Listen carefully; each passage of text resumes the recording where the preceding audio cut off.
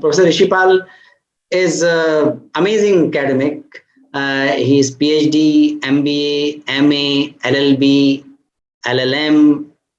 He holds these many degrees, and he is also having training and development diploma and guidance in counseling. और पिछले 32 वर्षों से academic administration सारी responsibilities बहुत dean और उच्च स्तर पर देख रहे हैं। वो पीडागोजी और कैपेसिटी बिल्डिंग, अभी जो उनका जो एंगेजमेंट है वो पीडागोजी और कैपेसिटी बिल्डिंग का। तो ये आप समझ सकते हैं कि शोध पत्र लेखन का जो ये अपनी आंदशाला है उसमें प्रोफेसर ऋषिपाल का कितना अनुभव है। तो सर आप शुरू करिए, मैं यहाँ से आपका प्रोजेक्ट करता हूँ। ठीक है, धन्यवाद आशीष जी, और सबको नमस्कार प्रणाम, माननीय मुकुल जी को भी। और आशीष जी ने जो परिचय दिया उससे मुझे थोड़ी सी असहजता सी हुई। मैं विद्यार्थी हूँ और पिछले 45 वर्ष से विद्यार्थी हूँ, और क्योंकि विद्यार्थी हूँ तो शिक्षक हूँ। जिस दिन विद्यार्थी नहीं होगा तो उस दिन शायद शिक्षक नहीं रह पाऊंगा। धन्यवाद आशीष जी, आपने जहां पे छोड़ा था मैं उससे आगे लूंगा। आपने बहुत ही अच्छे उस पे उसको कंक्लूड किया था कि ओरिजिनलिटी ऑफ आर्टिकल, विशुद्धता लेख की। और मैं बिल्कुल शुरुआत में जाऊंगा। माननीय मुकुल जी ने जो शुरुआत की थी उसमें उन्होंने बार बार, उसके बाद आशीष जी ने भी बार बार एक लाइन को अंडरलाइन किया कि ये शोध आधारित शोध लेखन होगा। इसमें पहला जो भाग है वो शोध आधारित है। पहले शोध होगा, रिसर्च कंडक्ट की जाएगी, उसका परिणाम जो है वो आपका लेख होगा, आपका आर्टिकल होगा। अब हमारे जो रिसर्च आर्टिकल हैं, जो हमारे रिसर्च पेपर हैं, अगर मैं देखूं तो मूल रूप में वो 3 तरह के होते हैं। एक तो सचमुच रिसर्च पेपर होता है जो जर्नल्स में पब्लिश होता है। एक शोध ग्रंथ भी होता है जो पीएचडी या डिसर्टेशन के रूप में आता है। ये सब के सब परिणाम है हमारे शोध कंडक्ट से। अगर हमने शोध नहीं किया है तो ओरिजिनलिटी की बात ही नहीं हो सकती। फिर तो हमने कहीं से, यहां से वहां से ले करके और उसको कंपाइल करने की कोशिश की है और उसमें विशुद्धता नहीं होती। अब अगर हम डिफरेंट डिसिप्लिन्स की बात करें, आर्ट्स के डिसिप्लिन है, ह्यूमैनिटीज के हैं, मैनेजमेंट के हैं, इसमें कुछ लेख लिखे जा सकते हैं जो पहले के, या हिस्ट्री में और आर्कियोलॉजी में, इनमें तो जरूर लिखे जा सकते हैं, लेकिन उनकी भी विशुद्धता होनी चाहिए। उनमें भी आप किस समस्या को लेकर के चलें। अगर हम विज्ञान, आयुर्विज्ञान और तकनीक आधारित अगर कोई खोज कर रहे हैं तो निश्चित रूप से हमें शोध के लिए विशुद्ध समस्या की पहचान करनी होगी।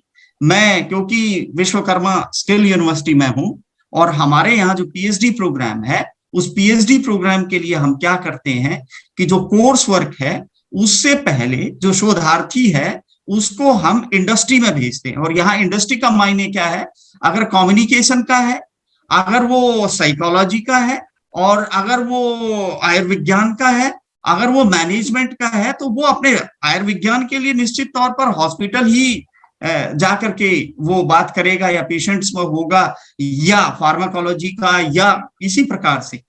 इसी तरह से अगर वो तकनीकी से रिलेटेड है, इंडस्ट्री से रिलेटेड है, तो वो इंडस्ट्री में जाएगा और वहां पर जो ओरिजिनल प्रॉब्लम है, प्रॉब्लम भी कौन सी, जिस प्रॉब्लम का पहले से समाधान नहीं है, अगर उसका पहले से समाधान हुआ है तो एक ही काम हो सकता है, उसकी वैलिडिटी पे तो रिसर्च हो सकती है, लेकिन वो रिसर्च अगर आप दोबारा से कंडक्ट कर रहे हैं तो उसकी मौलिकता और उसकी विशुद्धता पे प्रश्न चिन्ह आ जाता है। मैं अगर अपने भारत की बात करूं, इतनी समस्याएं हैं एग्रीकल्चर से लेकर के, हालांकि हमने बहुत ज्यादा काम किया है, और एग्रीकल्चर में तो मैं अगर अपने बचपन से और आज तक देखूं तो हमने बहुत ज्यादा काम किया है।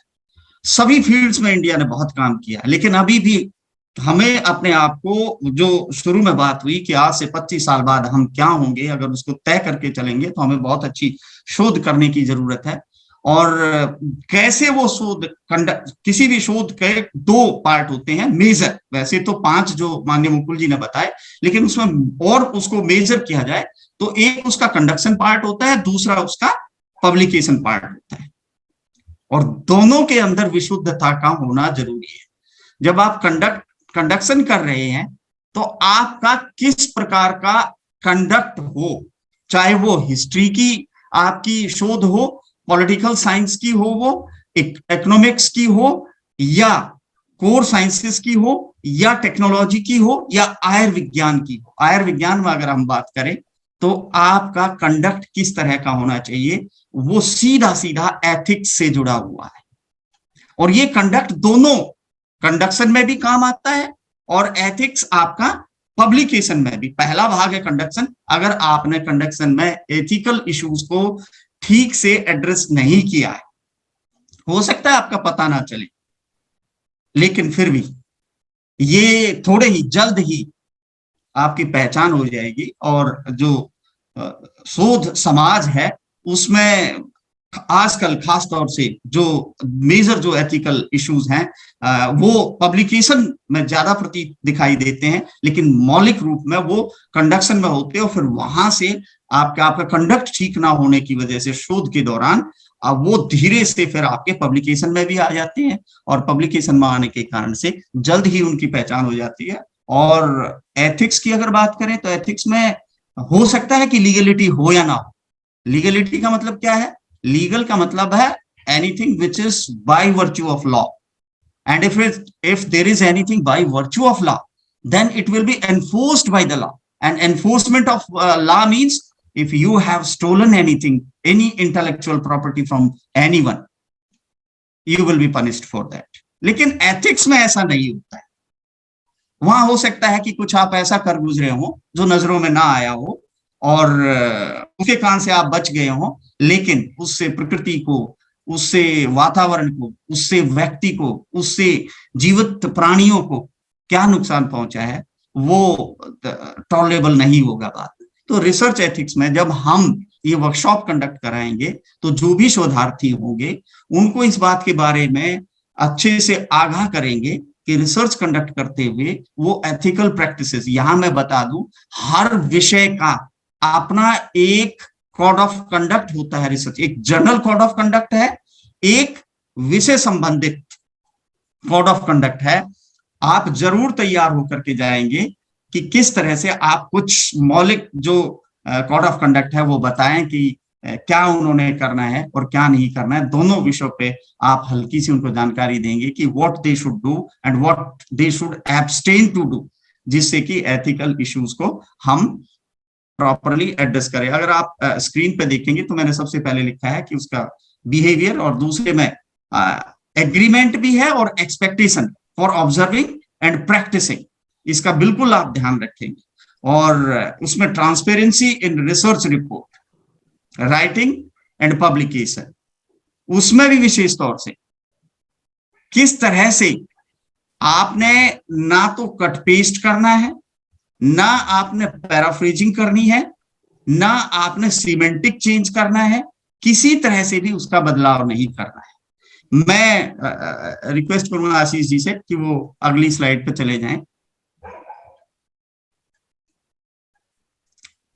अगर हम बेसिक उसके जो फैक्टर्स हैं रिसर्च एथिक्स के, सबसे पहले हम सोचेंगे कि ह्यूमन और एनिमल केयर की रिसर्च में अगर ये आयुर्विज्ञान से संबंधित है तो निश्चित तौर पे, या टेक्नोलॉजी से रिलेटेड है तो भी निश्चित तौर पे, ये साइकोलॉजिकल साइंसेस से रिलेटेड है तो भी निश्चित तौर पे। उसके अलावा आप लाइब्रेरी गए हुए हैं या आप अपने सोशल साइंसेस के लिए ही डाटा कलेक्ट कर रहे हैं, उसमें बच्चे समाहित हैं, उसमें बुजुर्ग समाहित हैं, उसमें महिलाएं समाहित हैं, अगर उनसे आप डाटा कलेक्ट कर रहे हैं, आप उनके साथ किस तरह का व्यवहार कर रहे हैं। उसके अलावा नेक्स्ट है एनवायरमेंट और नेचर को। जितनी रिसर्च हुई है, मैं ये कहते हुए बिल्कुल नहीं हिचकिचाऊंगा कि जो नुकसान विज्ञान ने प्रकृति और वातावरण को पहुंचाया है, इतना नुकसान किसी दूसरी ही चीज ने पहुंचाया है। और विशेष तौर पर जो खोज हुई है, जो शोध हुए हैं टेक्नोलॉजी के मामले में, आर्मामेंट के मामले में, ऑटोमोबाइल्स के मामले में और दूसरे मामलों में जो शोध हुए हैं, और उसके बाद जिस तरह से इंडस्ट्री ने विज्ञान का उपयोग, तकनीक का उपयोग किया है, और उससे जो हमने कुप्रभाव वातावरण पे और प्रकृति पे डाले हैं और दूसरे प्रजातियों पे, आज अगर हम देखें मनुष्य को छोड़ करके बाकी जितने सारे प्राणी हैं सब के सब गिनती के, आप जाइए गूगल पे और चेक कर लीजिए कि लायन कितने हैं, एलिफेंट कितने हैं, व्हेल कितनी है, सबकी गिनतियां हैं। और ये किसका कारण है? ये जो मनुष्य है उसकी जो कारगुजारियां हैं उसके कारण से ऐसा हुआ है। और रिसर्च कंडक्शन में हमने खासतौर से ध्यान रखना है। उसके अलावा हम बताएंगे कि किस तरह से हमारी ऑनेस्टी और इंटीग्रिटी रहेगी।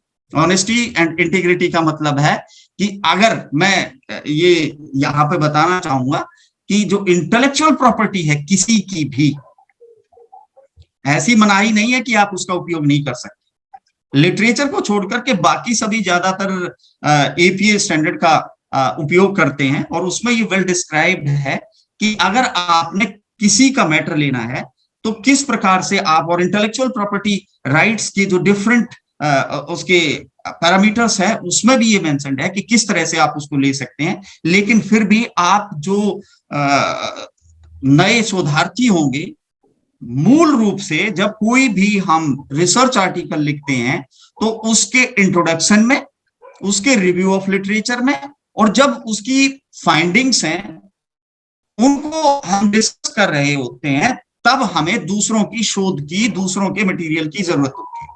और कई बार जैसे आशीष जी ने बताया, कितने सारे सोर्सेज उन्होंने बताए, और कई बार जब आप अपने टॉपिक को उन सोर्सेज के अंदर डाल करके सर्च करते हैं तो कई बार क्या होता है कि पूरा का पूरा थीसिस, पूरा का पूरा पेपर एग्जैक्टली सेम मिल जाता है, या बिल्कुल उसी तरीके का मिल जाता है जिस प्रकार की खोज आप करना चाहते हैं।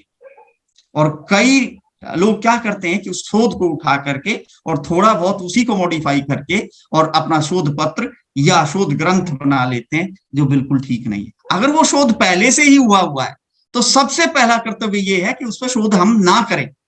लेकिन अगर उस शोध को पढ़ने के बाद आपको लगता है कि उसमें उसकी वैलिडिटी पे आपको डाउट है, आपको जचता नहीं कि जो उसकी फाइंडिंग्स है वो ठीक है, तो आप डिक्लेयर करके उस पर कर सकते हैं। लेकिन उस समय भी आप उस शोध पत्र से और शोध ग्रंथ से यूं का यूं मटेरियल नहीं उठा सकते। आमतौर पे जब इंट्रोडक्शन हम लिख रहे होते हैं तो उसमें हमें डेफिनेशंस चाहिए होती हैं। डेफिनेशन आप एग्जैक्टली ले सकते हैं और उसको आप एक्नॉलेज करें बाकायदा।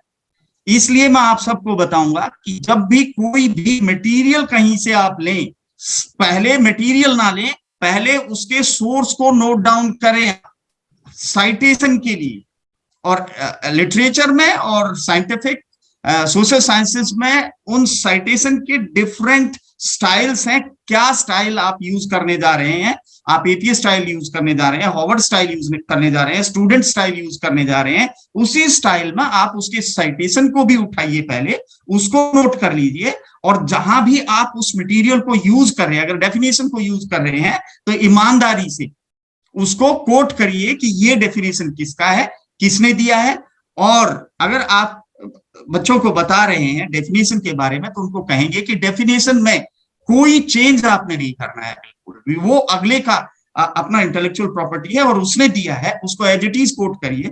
लेकिन अगर इंट्रोडक्शन में ही किसी कॉन्सेप्ट को, किसी वेरिएबल को, किसी तथ्य को अगर आप स्थापित करने के लिए या उसको एक्सप्लेन करने के लिए कर रहे हैं, तो जो मटेरियल, जो सोर्स है, उसको आप एक बार ढंग से पढ़ लीजिए और वो मैटर जो आपके काम का है उसको उठा लीजिए और उसके बाद उसको 2-3 बार उसका अध्ययन करके अपनी भाषा में उसको संक्षिप्त रूप में आप लिखिए। अगर आप उसको यूं का यूं उठा करके कट पेस्ट करेंगे, उसका मीनिंग चेंज करेंगे, उसकी पैराफ्रेजिंग करेंगे, ये सब का सब प्लेजरिज्म में आएगा। लेकिन अगर उसको आपने ध्यान पूर्वक पढ़ लिया, मैं आपको बोलता हूं कि अगर हिंदी या इंग्लिश दो ही भाषाओं में आप उसको लिखेंगे, और अगर आप इंग्लिश में लिखना चाह रहे हैं तो इंग्लिश में आपका इतना ज्ञान है कि आप उसको समझ करके और उसको लिख लें। अगर आप हिंदी में लिखना चाह रहे हैं तो वैसे ही। तो इंट्रोडक्शन के लिए ये निश्चित है। अब अगर हम रिव्यू ऑफ लिटरेचर में जाए तो रिव्यू ऑफ लिटरेचर में आमतौर पर हम लिटरेचर को रिव्यू करते हुए ये बताते हैं कि इस विशेष शोध में क्या हुआ था और वो हमारी शोध से किस प्रकार से संबंधित है, और हमारी जो शोध है वो किस प्रकार से नई समस्या का समाधान कर रही है। ये तीन तथ्य आपने रिव्यू ऑफ लिटरेचर में करने। अगर साइंटिफिक पेपर है, आपका आयुर्विज्ञान का है, आपका तकनीकी का है, आपका कोर साइंसेस का है, तो उसमें चार ही चीजें आपको बतानी होती है। नंबर 1, वो शोध क्या था। नंबर 2, वो कहां और कैसे कंडक्ट हुआ। नंबर 3, उसकी मेथोडोलॉजी क्या थी। नंबर 4, उसकी फाइंडिंग क्या थी।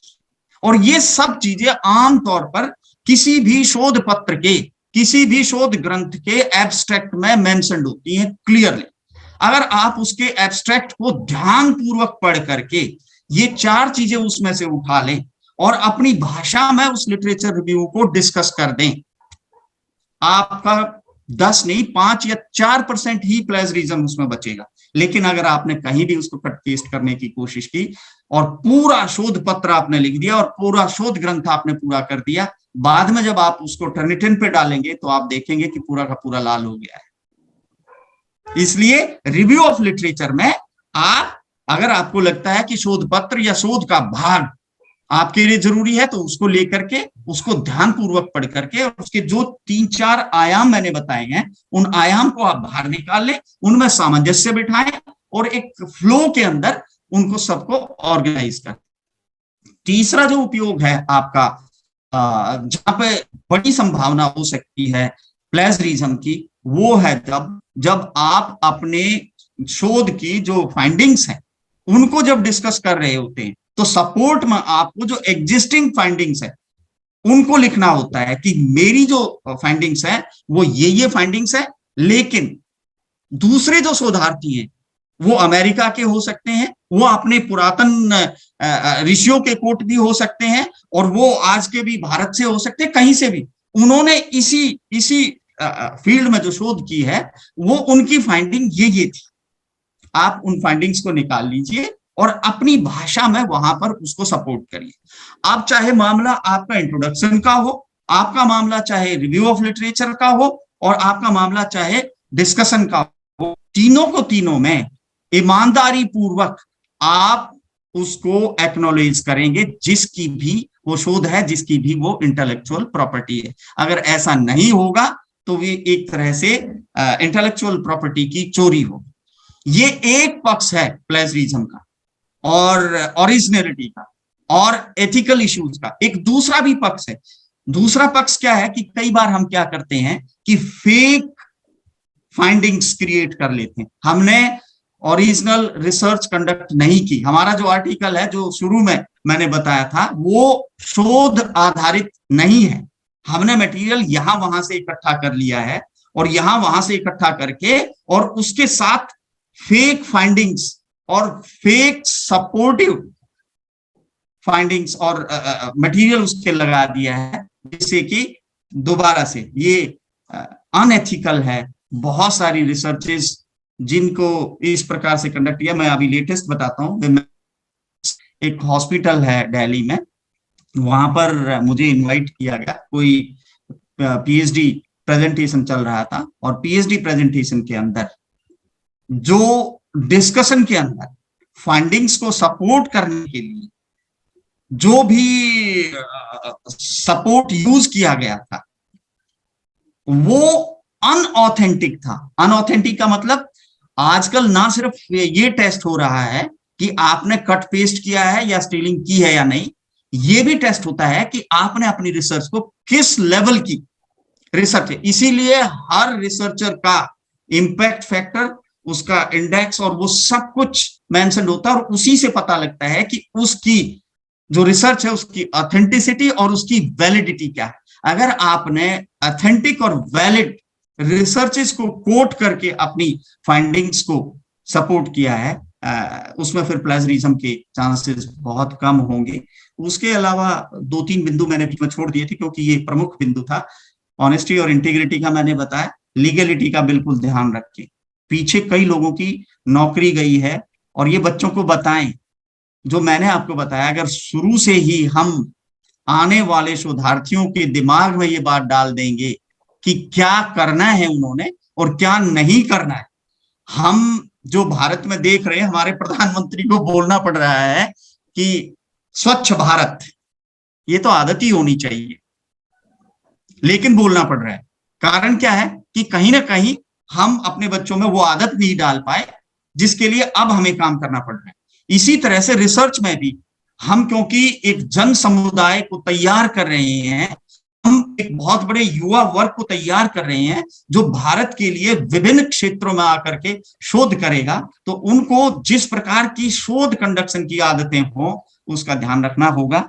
मैं जो इस व्याख्यान को अंत करूं उससे पहले जो हमारा प्रार्थना श्लोक है, प्रार्थना श्लोक का एक पद है, सा विद्या या विमुक्ति। जैसे ही ज्ञान हुआ, विद्या प्राप्त हुई, हम विमुक्त हो गए। और ये रिसर्च का बेसिक फंडामेंटल है। रिसर्च से वो विद्या उत्पन्न होगी जो हमें मुक्त करेगी। मुक्त किससे? किसान विदर्भ में और दूसरे स्थानों पर आत्महत्या कर रहे हैं उनकी प्रॉब्लम्स के कारण, सोशियोलॉजी के और दूसरे इकोनॉमिक्स के दूसरे डिसिप्लिन्स के लोग खोज करें और उनकी समस्याओं का समाधान करके उन तक पहुंचाएं, तो क्या होगा? सा विद्या या विमुक्ति। इस प्रकार का हम भाव लेकर के मैं एक और कहूंगा, हमारी जो प्रार्थना है उसमें एक और भी है, सर्वे भवन्तु सुखिनः। ये शब्द हैं, लेकिन ये लाखों साल की बहुत सारे ऋषियों की तपस्या के उपरांत जब उन्होंने खुद ऐसे जिया और समाज को ऐसा करने की कोशिश की, बहुत भारी खोज करके, तब उनको ये आभास हुआ कि सर्वे भवन्तु सुखिनः। आइए इसी लक्ष्य के साथ हम आगे बढ़ें। मैं धन्यवाद करूंगा आशीष जी का, माननीय मुकुल जी का, कि मुझे उन्होंने मौका दिया। थैंक यू वेरी मच, धन्यवाद। अगर आप इस बारे में कोई भी आपका कोई प्रश्न है तो आप पूछ सकते हैं 1-2 मिनट के अंदर।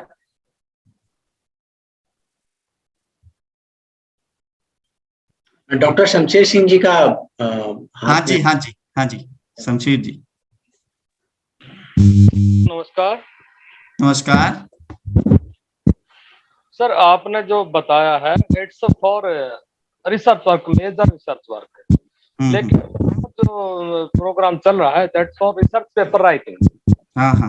पेपर राइटिंग में पार्ट्स होते हैं जो आपने बताया है, एब्स्ट्रैक्ट फॉर रिसर्च वर्क जो आपने बताया ना, introduction, objectives, methodology, review of literature, findings, scheme of chapterisation, ये तो उसमें आता है। हमारे यहाँ जब रिसर्च पेपर राइटिंग्स का काम होगा तो उसमें कुछ पार्ट्स जो इसमें इंक्लूड होने हैं, आपने चर्चा कर दी। अगर इसको थोड़ा सा मिनिमाइज करके बता देते तो और अच्छा मेरे ख्याल से असर होता। जैसे रिसर्च पेपर राइटिंग में एब्स्ट्रैक्ट है, इंट्रोडक्शन है, फिर रिसर्च पेपर है और फाइंडिंग्स है, कंक्लूजन है। मैंने जो आपको बताया, जो इंट्रोडक्शन है वो चाहे साइंस साइड का हो, टेक्नोलॉजी का हो, या किसी आर्ट्स की या ह्यूमैनिटी की या मैनेजमेंट की, इंट्रोडक्शन के अंदर हम जो भी हम आर्टिकल लिख रहे हैं उसके जो कॉन्सेप्ट्स हैं उसके उनको हम एक्सप्लेन करते हैं, उनको समझाते हैं या ये बताते हैं कि ये रिसर्च क्या है। उसमें कई बार हम दूसरे लेखकों के लेखों से सहयोग लेकर के उसको लिखते हैं। अगर वहां से हमने कोई भी मटेरियल लेना है तो उसको यूं का यूं कट पेस्ट करके या उसकी पैराफ्रेजिंग करके या उसका मीनिंग चेंज करके नहीं करना है। उसके लिए मैंने तरीका आपको सुझाया। वो जो मैंने बताया वो सिर्फ साइंटिफिक पेपर के लिए नहीं है, वो दोनों में मैंने, आप जब अपनी फाइंडिंग्स को अपने उसको कंक्लूड करेंगे, उसको डिस्कस करेंगे कि भाई आपकी जो फाइंडिंग्स हैं वो ऑथेंटिक है या नहीं, उनको अगर आप साहित्य में भी जाएंगे, हिंदी या इंग्लिश के भी साहित्य में जाएंगे, अगर किसी थ्योरी को या किसी उसको आप प्रतिपादित कर रहे हैं, तो उसको जो है ना, आप दूसरे जो क्रिटिक्स हैं, दूसरे जो लेखक हैं, उन्होंने उस बारे में क्या बोला है, अगर वो मैटर लेकर के उसको सपोर्ट में आप बताएंगे, तो भी जो तरीका मैंने बताया उन दोनों में भी इसी प्रकार से आप, उसके अलावा अगर मैनेजमेंट में जाएंगे, अब मैनेजमेंट में दोनों तरह के लेख हो सकते हैं, साइंटिफिक कलेक्टेड बेस्ड भी हो सकते हैं और अदरवाइज, दोनों के लिए मैंने आपको बताया। ये मुख्यतः ये 4 ही पार्ट होंगे, जैसा प्रोफेसर ऋषिपाल कह रहे थे, और जैसा कि हम लोग ने अभी थोड़ी देर पहले डिस्कस भी किया था। बेसिकली शीर्षक, परिचय, मेन बॉडी और कंक्लूजन, यही मुख्य भाग रहने वाले हैं, और इसी के जो बिंदु होंगे उन पे एवेल्युएशन। इसमें से प्रोफेसर ऋषिपाल ने बहुत अच्छे से पूरा रिसर्च प्रोसेस के बारे में बताया। इसमें से कुछ चीजें जो है वो इस रिसर्च आर्टिकल के प्रतियोगियों पे भी लागू होंगी, और अदरवाइज जो एक ब्रॉड व्यू है जो प्रोफेसर ऋषिपाल ने दिया वो हम सब के लिए उपयोगी है ही। अतुल जी का प्रश्न है। और इस आनंदशाला में ये आदत डलवाने के लिए हम लोग ये सारी बातें बताए कि आदत यही डलवानी है। जैसे हम रिसर्च मेथोडोलॉजी आनंदशाला आर्यभारत में भी लेते हैं, तो पहले ही दिन यही बताते हैं कि फर्जी रिसर्च के लिए जितनी मेहनत लगती है उससे कम मेहनत में अच्छा और सच्चा रिसर्च हो सकता है। तो ये आदत डालना भी बहुत मुझे लगता है इस आनंदशाला में महत्वपूर्ण बात है। इसलिए केवल इस रिसर्च पेपर में ही नहीं एथिकल विषय तो आदत का विषय बनता है। That is the idea. धन्यवाद जी। अतुल जी। जी नमस्ते सभी को। भाई साहब, अभी जो प्लेगरिज्म के विषय में जो बात चल रही थी, तो मैं उसमें ये जानना चाहूंगा कि ये जो रिसर्च पेपर राइटिंग है वो इन एनी इंडियन लैंग्वेजेस में है, और जब ये कोई व्यक्ति यदि तेलुगु में लिखेगा या किसी अन्य भाषा में इंडियन लैंग्वेजेस में लिखेगा, तो वो कैसे अपने प्लेगरिज्म को चेक कर पाएगा और कैसे जान पाएगा कि इसकी मौलिकता कैसे सही हुई है या नहीं हुई है? उस विषय पर थोड़ा प्रकाश डालेंगे तो अच्छा रहेगा। और दूसरा प्रश्न मेरा यह है कि जैसे कि तेलुगु या दूसरे जो भाषा हैं, हिंदी और इंग्लिश को छोड़ करके, तो इनका जो यदि टाइपिंग देखें तो टाइपिंग नॉर्मली लोग नहीं कर पाते, किंतु लिख पाते हैं। तो क्या वो अपने हैंड राइटिंग से लिख करके और उसकी पीडीएफ बना करके उसे सबमिट कर सकते हैं? यह मेरा 2 प्रश्न हैं। धन्यवाद। ये आशीष जी आप एड्रेस करेंगे, मैं करूं? नहीं, यदि मुझे लगता है वो हैंड रिटन तो नहीं है अवेलेबल, हैंड रिटन तो नहीं अलाउ होगा, वो यूनिकोड में टाइप करके ही भेजना पड़ेगा। और अभी यूनिकोड टाइपिंग गूगल में और सब जगह माइक्रोसॉफ्ट में अवेलेबल है, मोबाइल में भी अवेलेबल है, हर भाषा में, भारतीय भाषा में लगभग। तो इसलिए यूनिकोड में टाइप करके ही अपन आग्रह करेंगे कि वो सबमिट करे वो, तो इसलिए वो हैंड रिटन वाला तो नहीं होगा। जो प्लेगरिज्म चेक वाला है विभिन्न भाषाओं में, उसकी क्या स्थिति है वो जानकारी लेनी पड़ेगी। मुझे तो नहीं है, ऋषिपाल जी आशीष जी को पता हो तो। हिंदी में तो कुछ टूल्स है, हिंदी और इंग्लिश में तो टूल्स है, लेकिन बाकी हिंदी और इंग्लिश में तो भाई साहब बहुत अच्छे टूल्स हैं, लेकिन बाकियों में ये देखना होगा, क्योंकि सब भाषाओं का ये अभी नहीं देखा है। और ये बिल्कुल एक जेन्युइन आपने बात उठाई है, एक जेन्युइन। मुझे लगता है सभी प्रांत इस विषय पर थोड़ा काम करें, और प्रांतों के जो अनुसंधान प्रकोष्ठ प्रमुख है वो अपने अपने वहां की जो भारतीय भाषा है, उस भारतीय भाषा में क्या टूल्स उपलब्ध है उसको देखे, और यदि नहीं हो तो फिर अपन उसको ज्यादा कुछ नहीं कर पाएंगे अभी की स्थिति में। आगे RFRF उनसे टूल से डेवलप करने की कोशिश करेगा। उसमें ये तो हो सकता है, हालांकि प्लेजरिज्म तो उसमें मुश्किल होगा चेक करना, लेकिन अगर इंग्लिश और उसका जो हमारी क्षेत्रीय भाषा है, अगर दोनों में उसका वर्जन हो, हालांकि प्लेजरिज्म की तो ये देखना ही पड़ेगा कि वहां पे उस भाषा का टूल है या नहीं है, तभी उसका टेस्ट होगा। अदरवाइज तो इंग्लिश में तो वो मिलेगा ही नहीं, और नहीं मिलेगा तो फिर प्लेजरिज्म टेस्ट नहीं होगा।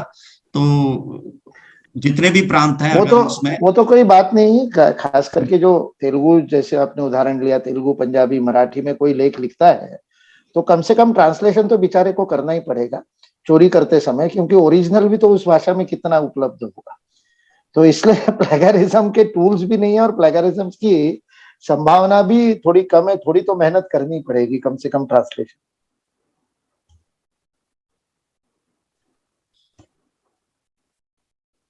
धन्यवाद भाई साहब। जी डॉक्टर गजराज जी और फिर कल्याणपुरम। कल्याण रमन जी जी, सभी को हाँ। नमस्कार। नमस्कार जी। मेरे मित्र हैं इग्नू में उर्दू के डॉक्टर धर्मवीर सिंह। वो कह रहे थे मेरे 13 स्टूडेंट हैं और 13 को मैं उर्दू में लिखवाऊंगा रिसर्च पेपर। तो प्लेगरिज्म का आ रहा है, तो उर्दू का भी थोड़ा भाई साहब देखना पड़ेगा। और वो द्वितीय वर्ष कृषि क्षेत्र कार्य करता है अपने, तो ये थोड़ा प्लेगरिज्म। उर्दू में स्वागत है और उर्दू का प्लेगरिज्म टूल उपलब्ध है उसके उपलब्ध। ठीक है दादा, ठीक है। मराठी बांग्ला जैसी भाषाओं में भी उपलब्ध है, पर सभी भारतीयों में नहीं होगा, एक बार चेक करना। कल्याण जी,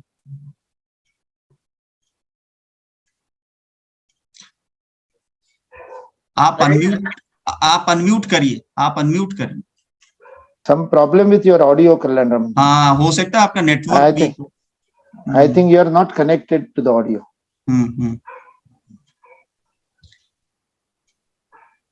तब तक इंद्रकांत जी बोल देंगे। इंद्रकांत सिंह जी, सभी को मेरा प्रणाम। एक बात तो जो अतुल भाई साहब ने कहा था कि प्लेगरिज्म और सब लोग हम सभी बातें कर रहे थे कि क्या सभी स्टेट में जो इसकी टूल्स की व्यवस्था है उसको हमें ध्यान में रखना पड़ेगा। और ये तो बिल्कुल सही है कि हमें टाइप मोड में जब होगा तभी हम इसकी जांच कर पाएंगे। और दूसरी बात थी जो इसकी स्ट्रक्चर की बात थी लेख का, उसमें यह है कि जैसे मैं साइंस में हूँ, बायोटेक्नोलॉजी में, तो मेथोडोलॉजी एक बड़ा ही इम्पोर्टेंट रोल प्ले करता है। तो वो हमारा स्ट्रक्चर में लगा कि उसको हम मेन बॉडी में का पार्ट बनाएं या उसको अलग से रखा जाए। मेन बॉडी में आपका अगर आप जाएंगे इंट्रोडक्शन के बाद, तो उसका ऑब्जेक्टिव, साइंस की बात कर रहा हूं मैं, उसका ऑब्जेक्टिव, उसके हाइपोथेसिस, क्योंकि आप हाइपोथेसिस भी लेकर के चलेंगे, फिर उसकी रिसर्च मेथोडोलॉजी, और रिसर्च मेथोडोलॉजी में उसका research design, sampling technique, then data collection methodology, फिर उसका कौन से टेस्ट टूल और मटेरियल आपने यूज किए, प्रोसीजर क्या था उसका, फिर उसके बाद स्टैटिस्टिकल टेक्निक क्या आपने यूज की डाटा इंटरप्रिटेशन के लिए। ये सारा एक अलग से चैप्टर होगा उसका। तो ये आप, अगर आपका कोई भी स्टूडेंट अगर साइंटिफिक रिसर्च पेपर लिख रहा है तो उसमें ये चीज आपको जरूर बतानी होगी कि वो रिसर्च मेथोडोलॉजी इंक्लूड करे, और उसके ये जो 5-6 आयाम है, रिसर्च डिजाइन है, सैम्पलिंग टेक्निक है, मेथड ऑफ डाटा कलेक्शन है, और उसमें रिसर्च डिजाइन में भी एक्सपेरिमेंटल यूज किया, नॉन एक्सपेरिमेंटल किया है, क्वेजी किया, क्या उसने यूज किया है, वो पूरा का पूरा डिटेल आपको उनको बतानी होगी। और ये विशेष तौर पे अगर मेडिकल साइंसेस से रिलेटेड है या टेक्नोलॉजी या कोर साइंसेस से रिलेटेड है, उसमें ये निश्चित तौर पे आपको बताना होगा, और वो मेन बॉडी का ही पार्ट है। उसके अलावा ऑब्जेक्टिव भी। और मैं एक बात बोलूंगा, अगर आप ओरिजिनल रिसर्च कर रहे हैं तो 2 एस्पेक्ट है, एक है ऑब्जेक्टिव, एक है पर्पस। ऑब्जेक्टिव तो कुछ भी हो सकता है कि गरीबी का ईमानदारी से क्या संबंध है। अब अगर हम ये संबंध बता देंगे इससे क्या हो जाएगा, लेकिन गरीबी को दूर कैसे किया जाए, ये उसका पर्पस है। तो हम सिर्फ ऑब्जेक्टिव नहीं रखेंगे, पर्पस जो जनमानस है, जो प्रोफेशन है, उसकी समस्या का निदान होना चाहिए, उसमें रेमेडियल होना चाहिए, वो प्रॉब्लम ओरिएंटेड नहीं होना चाहिए। तो ये सब चीज आपकी उस मेन बॉडी में आएंगी और आप बच्चों को बता देंगे। जी, बहुत बहुत धन्यवाद। Thank you.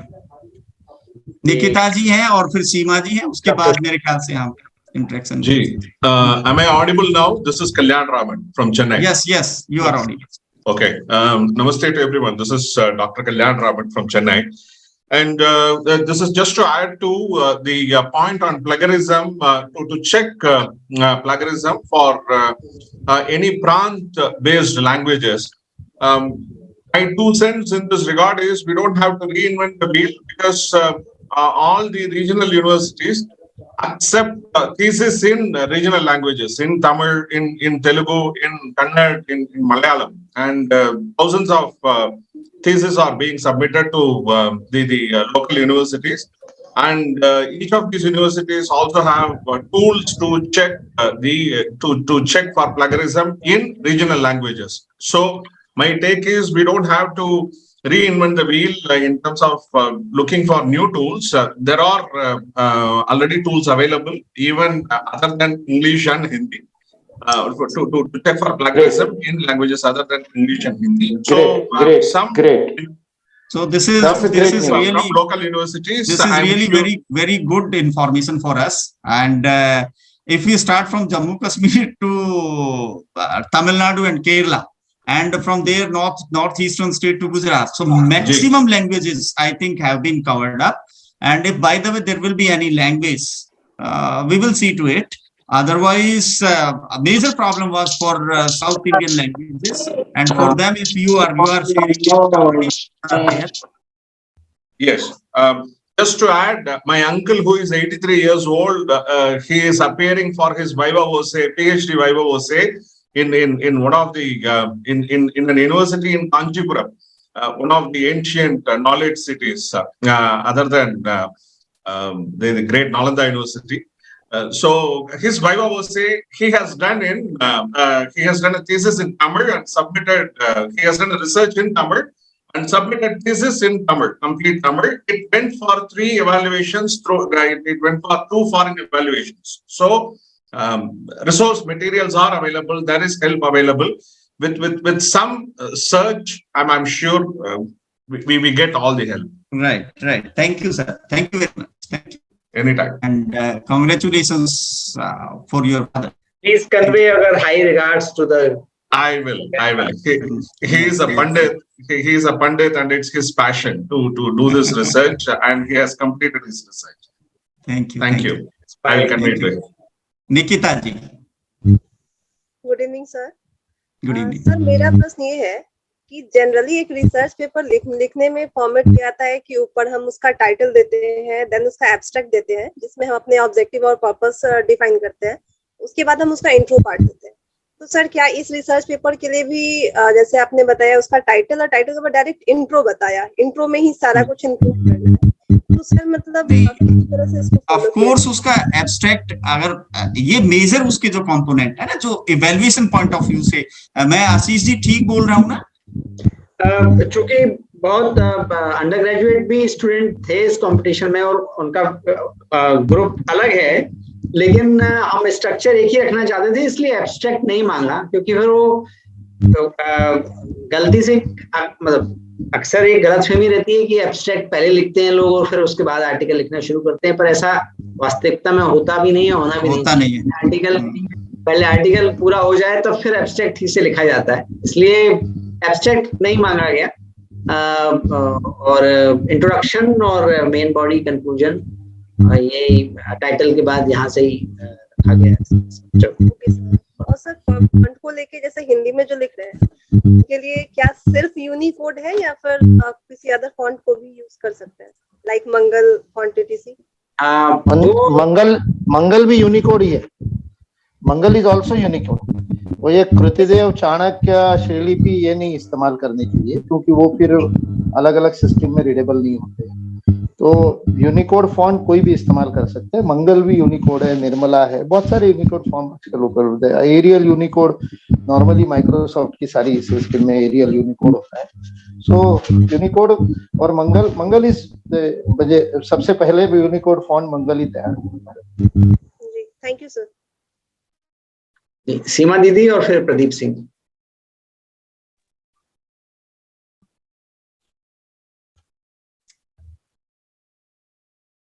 सीमा धागे जी का पर है तो शायद तो गलती से हो गया होगा। जी सभी को सादर प्रणाम। मैं प्रदीप सिंह उड़ीसा से। मेरा गोरख प्रांत में भी कई महाविद्यालयों में इस संबंध में जो है प्रवास हुआ था, तो एक प्रश्न आया कि जो शोध पत्र लेखन प्रतियोगिता चल रही उसमें जो शोध पत्र जो सेलेक्ट होंगे तो उसको क्या हम लोग अपने जर्नल में या फिर उसको शोध ग्रंथ के रूप में उसको सम्मिलित करने वाले हैं क्या? अलग अलग प्रांतों की अलग अलग योजना है, यूनिवर्सिटी की भी है। और जो सिलेक्टेड होंगे उनको लेकर के शिक्षण मंडल या RFRF भी राष्ट्रीय स्तर पे सोचेगा, लेकिन सभी प्रकाशित होंगे ऐसा नहीं, सिलेक्टेड प्रकाशित। धन्यवाद। नमस्कार सर। जी मेरी आवाज आ रही है? जी आ रही है, अब आ रही है। सभी को नमस्कार। मेरा एक सवाल भी है और रिक्वेस्ट भी है। ये how to write a research paper, इस टॉपिक पर नेशनल वर्कशॉप स्टूडेंट्स के लिए हम ले सकते हैं क्या, और उसकी रिकॉर्डिंग या फॉर्मेट हम PSM के वेबसाइट पे डाल सकते हैं क्या? क्योंकि अब हम ऑब्जर्व कर रहे हैं बच्चों को शोध पत्र बोला तो अंडर ग्रेजुएशन के जो पक्का बच्चे हैं, करेंगे, थोड़ा सा हाँ पक्का तो करेंगे 20 तारीख सीमा जी। से- ये आज वाली रिकॉर्डिंग भी डालेंगे, और हाँ। आप जैसा कह रहे हैं वैसे ऑनलाइन बहुत सारे वर्कशॉप्स होने वाले हैं, अलग अलग प्रांतों में भी होंगे, राष्ट्रीय स्तर पे भी होंगे, तो ऑनलाइन वर्कशॉप की जानकारी आपको मिलेगी समय समय पर, आप अपने विद्यार्थियों को उसमें जोड़ सकते हैं। अगर 20 तारीख से पहले हो जाता है तो जी जी, अभी से शुरू हो participation बढ़ गए, अभी से शुरू हो गए। उसकी सूचना युवायाम की इसमें मिलेगी आप। ये समूह उसी के लिए बनाया है, सारी सूचनाएं मिलती रहेगी। हाँ, thank you. Doctor Gayatri ji. माननीय मुकुल भैया नमस्ते, और सभी को सादर प्रणाम। मेरा प्रश्न तो रिसर्च के बारे में नहीं है, ये तो ऐसे हमारा यूनिवर्सिटी में इस महीने 20 तारीख से सेमेस्टर का एग्जाम्स हो रहा है। सो सभी बच्चे असाइनमेंट लिखने में और एग्जाम प्रिपरेशन में बिजी हो गया है, इसलिए डेट का एक्सटेंशन हो सकता है क्या? क्योंकि थोड़ी बच्चे they are very much interested actually, so because of the examinations नहीं, डेट नहीं, अब डेट नहीं एक्सटेंड होगी, क्योंकि वो अब अगले साल आना पड़ेगा उनको, क्योंकि 21 अक्टूबर अपना प्राइज डिस्ट्रीब्यूशन का डेट पक्का है, जिस दिन सरकार की आजाद हिंद सरकार की घोषणा हुई थी सिंगापुर में। So that 21st October, because that is fixed, so now we cannot postpone more than what we have already done. Okay भैया, okay, thank you. क्योंकि because of the semester system पूरे साल भर कहीं ना कहीं सेमेस्टर एग्जाम चलने वाले हैं। हाँ। आशीष जी, मेरी आवाज आ रही है? जी जी जी भाई साहब। वो बीच में मैं डिस्कनेक्ट हो गया, आई एम सॉरी। मेरे ख्याल से हो गया है पूरा मेरा पार्ट। जगबीर जी का हाथ ऊपर है। जगबीर जी और सुदर्शन जी का हाथ है। ठीक है, ठीक सर, बस वेरी स्मॉल क्वेश्चन, क्या हम स्टूडेंट को कुछ डेटाबेस एक्सेस करा सकते हैं क्या? क्योंकि बहुत सारे डेटाबेस यूनिवर्सिटी लेवल्स पर होते हैं और कुछ पेड भी होते हैं, यूनिवर्सिटी सब्सक्राइब करती हैं, तो ऐसे कोई हम लिंक भी शेयर कर सकते हैं कि वो रिसर्च करने के लिए इजी हो जाएगा? Because once they look at some data they get a feeling as to क्या एग्जैक्टली अब तुमको करना है। तो ऐसा कुछ हमारे पास है प्रावधान, कुछ डेटाबेस को हम जैसे लिंक या एक्सेस दे सकते हैं? जो डेटाबेस,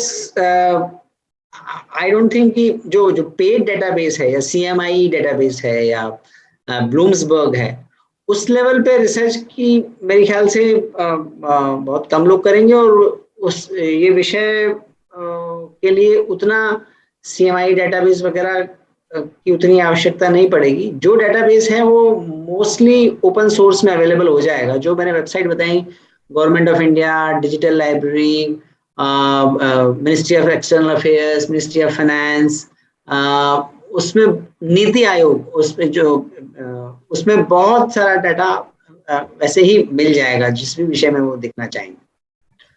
तो और जो दूसरी जो इंडियन इंस्टीट्यूशंस हैं, यूनिवर्सिटीज हैं, उनके भी वेबसाइट्स पे, और गवर्नमेंट ऑफ इंडिया की भी, और दूसरी बहुत सारी वेबसाइट्स हैं जिन पे डिफरेंट फील्ड से रिलेवेंट बहुत सारा डाटा अवेलेबल है। और फिर भी जगदीश जी, किसी को कोई स्पेसिफिक रिक्वायरमेंट होगी तो वो बताने से फिर किसी यूनिवर्सिटी और किसी के माध्यम से वो करने की भी कोशिश करेंगे, यदि कोई स्पेसिफिक हो तो। जनरली मुझे नहीं लगता लगे। ठीक, धन्यवाद भाई साहब। जी सुदर्शन जी। नमस्ते भाई साहब सभी को। ये बिहार के जो UG के छात्र हैं, उन सब का कहना था कि हम लोग तो इससे पहले कभी रिसर्च किए नहीं है, उसके बारे में कोई जानकारी भी नहीं है, तो उसके लिए हमें कोई ऐसा फॉर्मेट जो मिल जाए, और मुझे ये भी बता दिया जाए कि कम से कम कितने पेज में हमारा रिसर्च होना चाहिए, तो ऐसा कोई क्राइटेरिया भी है क्या? शब्द संख्या तो दी है, जो उसमें वैसे तो